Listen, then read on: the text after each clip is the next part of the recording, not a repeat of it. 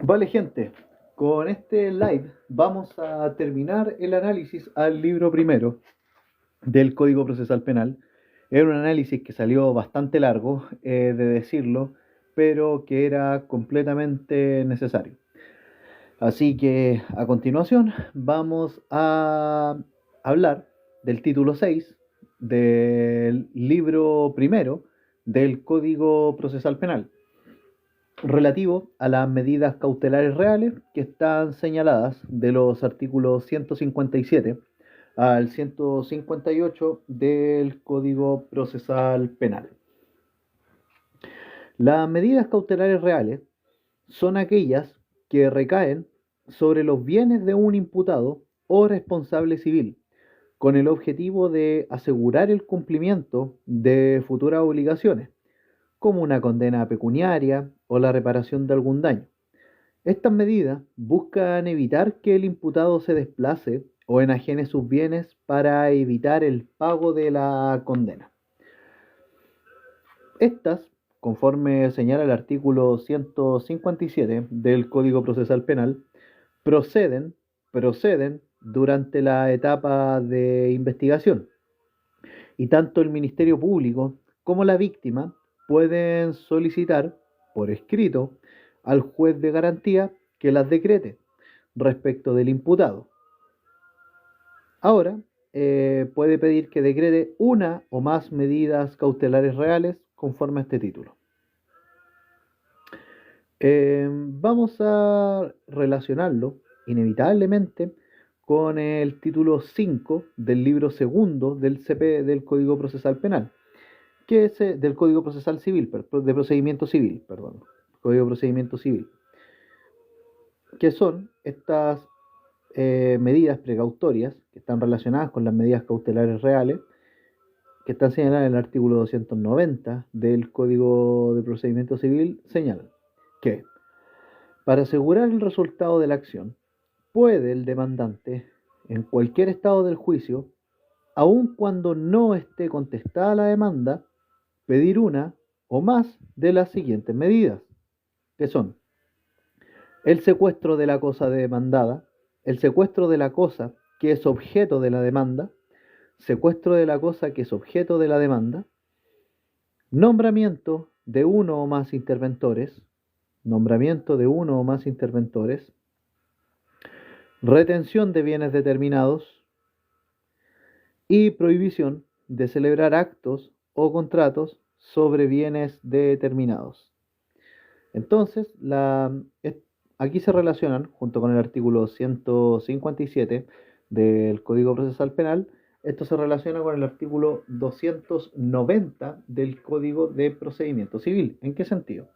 Durante la etapa de investigación, el Ministerio Público o la víctima pueden solicitar por escrito al juez de garantía que decrete respecto al imputado una o más medidas precautorias señaladas en el título 5 del libro segundo del Código de Procedimiento Civil, en concreto en el del artículo 290 del Código de Procedimiento Civil, que señala que para asegurar el resultado de la acción puede el demandante, en cualquier estado del juicio, aun cuando no esté contestada la demanda, pedir una o más de las siguientes medidas, que son el secuestro de la cosa, que es objeto de la demanda, el secuestro de la cosa que es objeto de la demanda, el nombramiento de uno o más interventores, la retención de bienes determinados y la prohibición de celebrar actos o contratos sobre bienes determinados.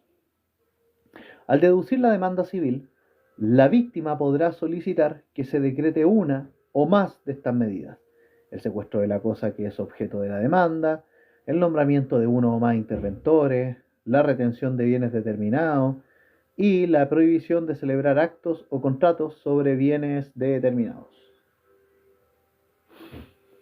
El Ministerio Público debe solicitar las medidas cautelares reales que correspondan para asegurar bienes suficientes para hacer efectivo el comiso de ganancias que vengan del delito o de instrumentos que se relacionen con este. El juez puede autorizar la retención de dineros o cosas muebles que se encuentren en poder del imputado o terceros, o incluso en cuentas de bancos o fondos generales administrados por terceros. Entonces, el Ministerio Público debe solicitar las medidas cautelares reales que correspondan para asegurar bienes suficientes para hacer efectivo el comiso de ganancias que vengan del delito o de instrumentos que se relacionen con este. El juez puede autorizar la retención de dineros o cosas muebles que se encuentren en poder del imputado o terceros, o en cuentas de ahorros o en cuentas de bancos, o de fondos generales administrados por terceros. Ahora hablaremos de la concesión de las medidas precautorias reales sin audiencia del afectado. Esto está señalado en el artículo 157 bis del Código Procesal Penal. Esta concesión de medidas sin audiencia del afectado se refieren a que la ley autoriza a que estas medidas puedan decretarse en audiencia sin la necesidad de que el afectado por las mismas esté presente. Si se procede de este modo, el juez debe fijar un plazo no inferior a 30 días ni mayor a 120 para que el Ministerio Público formalice la investigación respectiva. Transcurridos este plazo sin que se produzca la formalización o sin que el Ministerio Público solicite la mantención de la medida con ocasión de la formalización, entonces esta medida precautoria real queda sin efecto. Respecto a la medida cautelar real especial,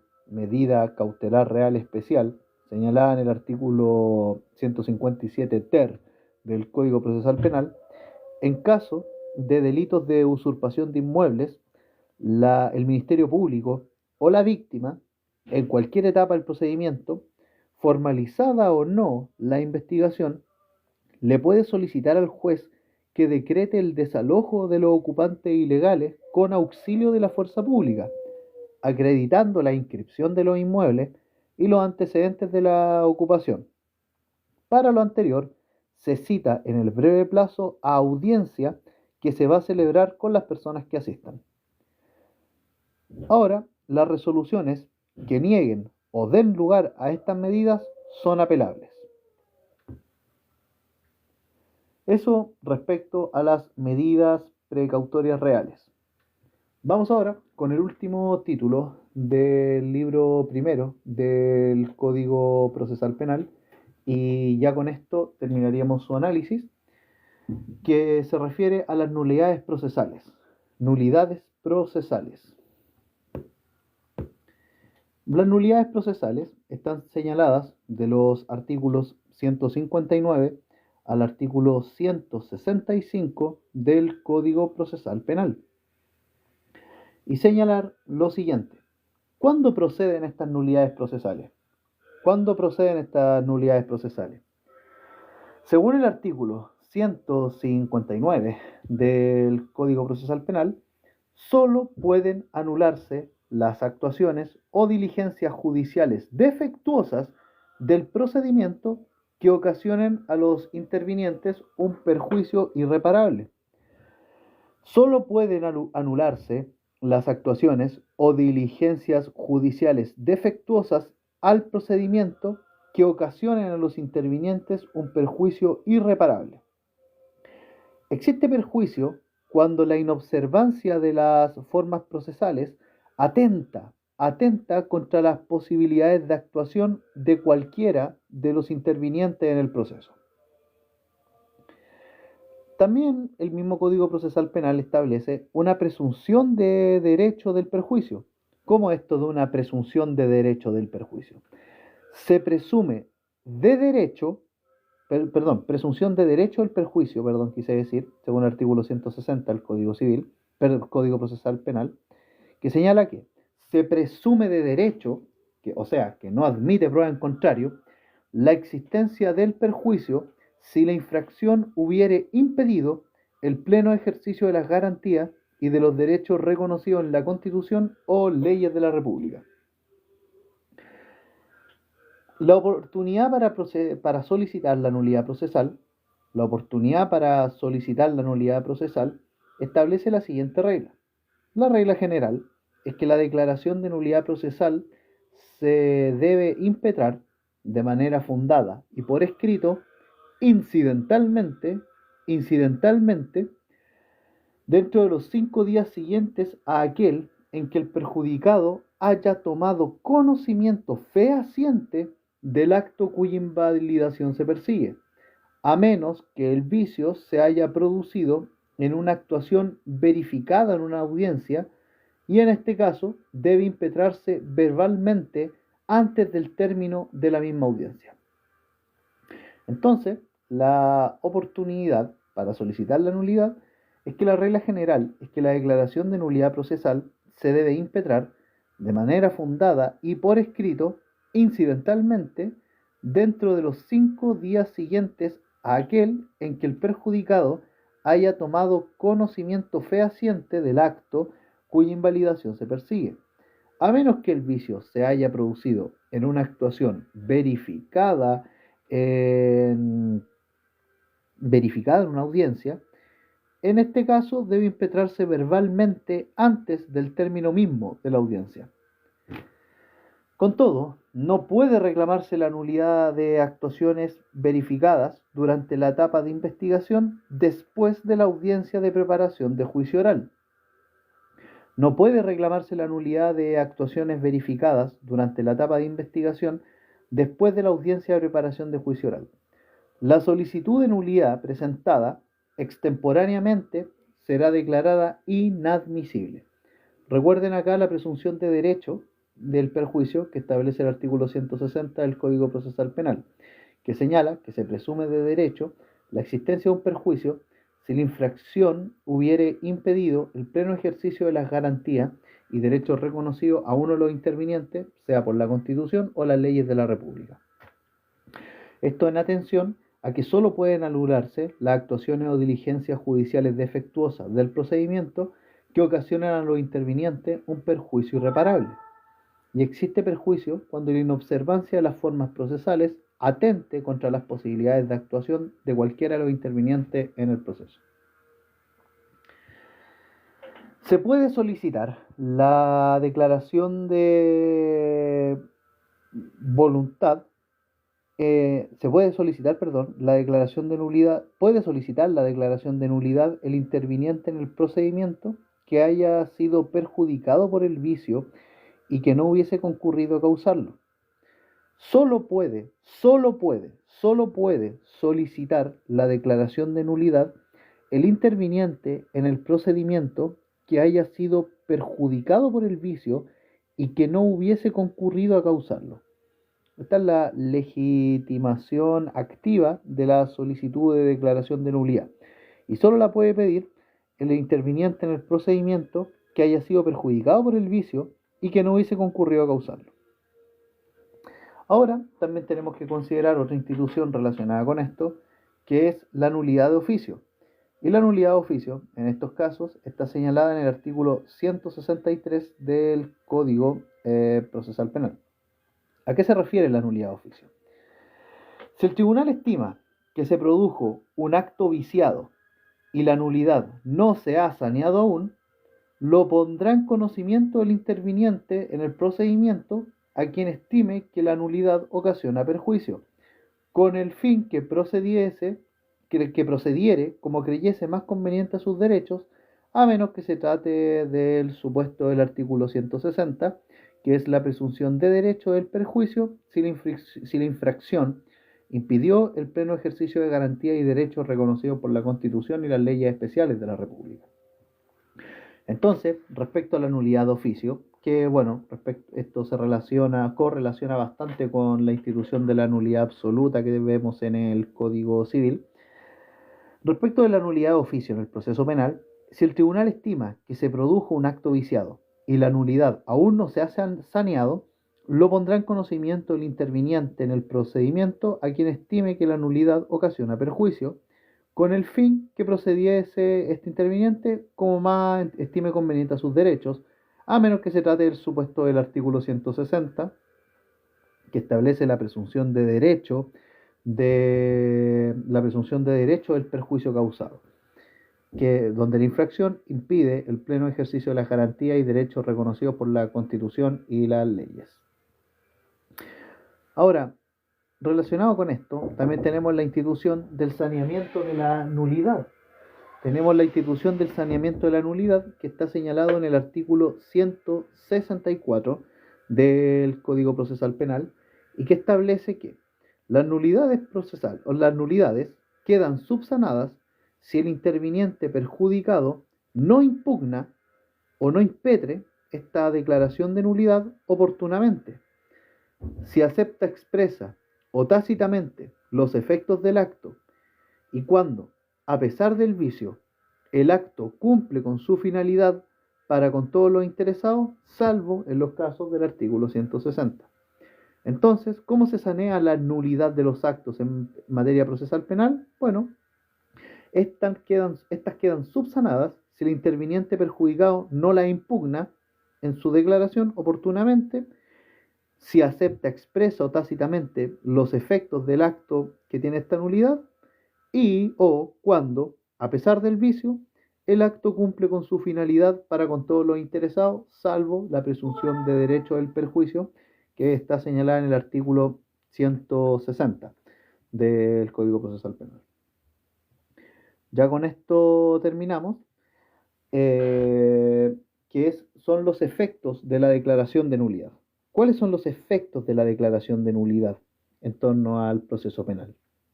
Bueno, los efectos de la declaración de nulidad en el proceso penal conlleva también la de los actos consecutivos que emanen del acto anulado.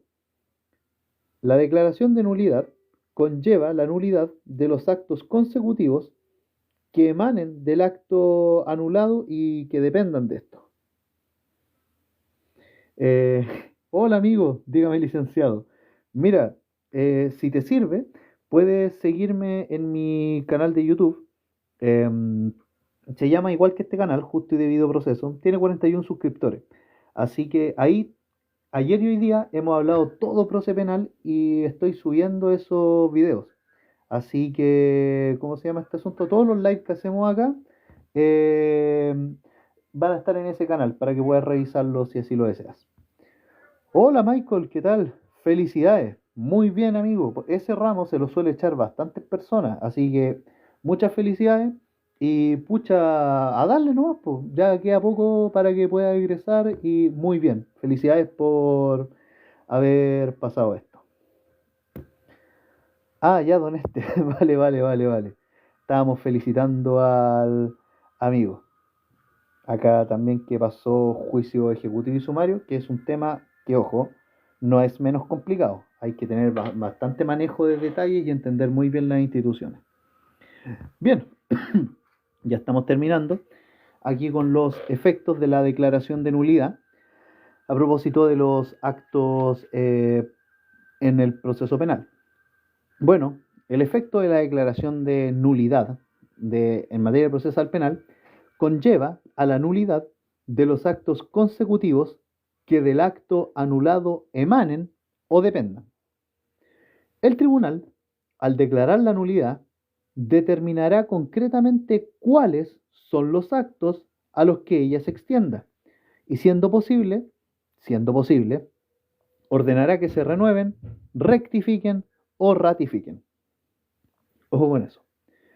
Con todo, la declaración de nulidad no podrá retrotraer el procedimiento a etapas anteriores, so pretexto de repetir el acto, rectificar un error o cumplir un acto omitido, salvo en los casos en que aquello se corresponda con las normas del recurso de nulidad.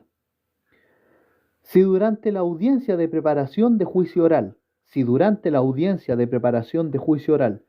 declara la nulidad de las actuaciones judiciales realizadas durante la etapa de investigación, el tribunal no puede ordenar la reapertura de esta etapa de investigación. No. El tribunal no puede ordenar la reapertura de la etapa de investigación. Bueno, entonces, si durante la audiencia de preparación de juicio oral se declara la nulidad de las actuaciones judiciales realizadas durante la etapa de investigación, el tribunal no puede ordenar la reapertura de esta. Asimismo, las nulidades declaradas durante el desarrollo de la audiencia de juicio oral no retrotraen el procedimiento a la etapa de investigación o a la audiencia de preparación del juicio oral. Asimismo, las nulidades declaradas durante el desarrollo de la audiencia de juicio oral no retrotraen al procedimiento a la etapa de investigación o a la audiencia de preparación de juicio oral. La solicitud de nulidad constituye preparación suficiente del recurso de nulidad para el caso en que el tribunal no resuelva la cuestión conforme a lo que se le solicita. La solicitud de nulidad constituye preparación suficiente del recurso de nulidad para el caso en que el tribunal no resolviere la cuestión conforme a lo que se le solicita.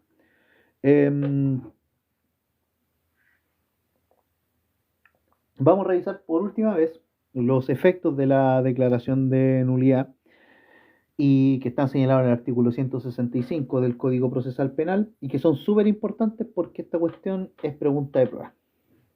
Así que, bueno, considerar que los efectos de la declaración de nulidad de cualquier acto del proceso conlleva la de los actos consecutivos que del acto anulado en materia procesal penal emanen o dependan. Lo accesorio sigue la suerte de lo principal. El tribunal, al declarar la nulidad, determinará concretamente cuáles son los actos a los que ella se extienda y, siendo posible, ordenará que se renueven, rectifiquen o ratifiquen. Con todo, la declaración de nulidad no podrá retrotraer el procedimiento a etapas anteriores sobre texto de repetir el acto, rectificar un error o cumplir un acto omitido, salvo en los casos en que aquello se corresponda con las normas del recurso de nulidad. Si durante la audiencia de preparación de juicio oral se declara la nulidad de las actuaciones judiciales realizadas durante la etapa de investigación, el tribunal no puede ordenar la reapertura de esta. Este inciso es crucial, amigos míos. Si durante la audiencia de preparación de juicio oral se declara la nulidad de las actuaciones judiciales realizadas durante la etapa de investigación, el tribunal no puede ordenar la reapertura de esta. Claro, amigos, lo que pasa en el top queda en el top. Asimismo, las nulidades declaradas durante el desarrollo de la audiencia de juicio oral no retrotraen el procedimiento a la etapa de investigación o a la audiencia de preparación de juicio oral.